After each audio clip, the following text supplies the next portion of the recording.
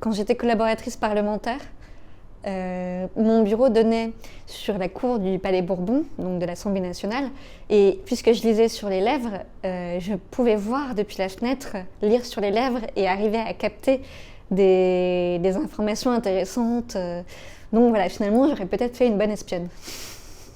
Je m'appelle Julie Gaillard, j'ai 31 ans. Si je suis là aujourd'hui, c'est pour parler de ma surdité bilatérale d'origine génétique, ce qui fait que je suis appareillée des deux oreilles depuis mon plus jeune âge et que j'ai en raison d'une maladie rare qui n'a été diagnostiquée qu'à l'âge de 25 ans, après une longue errance médicale.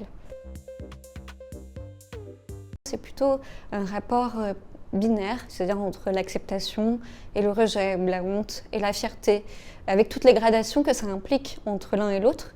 D'un côté, par exemple, évidemment, j'ai intériorisé la honte que la société m'a souvent renvoyée à travers notamment les moqueries, c'est-à-dire que j'ai très vite détaché mes cheveux pour pas que mes appareils ne se voient, travaillé mon élocution, développé une hypervigilance pour ne rien rater de ce qu'on me dit. C'était vraiment lié au sujet de la honte. Il fallait que j'apprenne à me défaire de ça parce que c'est ce que je suis en fait. Et puis de l'autre côté, c'est aussi ma surdité qui m'a rendue très pugnace, très lucide sur le monde, sensible également. J'ai développé tout un faisceau d'antennes qui me permettent de compenser. Je n'ai jamais été victime de préjugés très directement, mais de façon beaucoup plus insidieuse. C'est-à-dire que mon handicap étant invisible, et j'ai moi-même contribué à l'invisibiliser en raison de la honte que j'éprouvais, certains collègues, certaines équipes ont pu plus ou moins sciemment l'oublier, en venir à se dire « Ah bah finalement, ce handicap-là n'est pas si handicapant que ça ».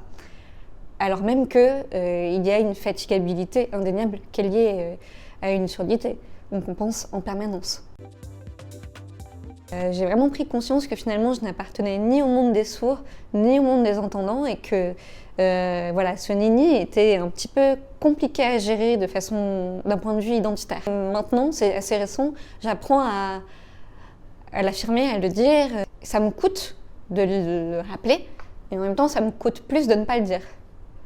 La personne en face de toi voit qu'il n'y a aucun motif de honte à avoir et ça désacralise même le sujet en fait.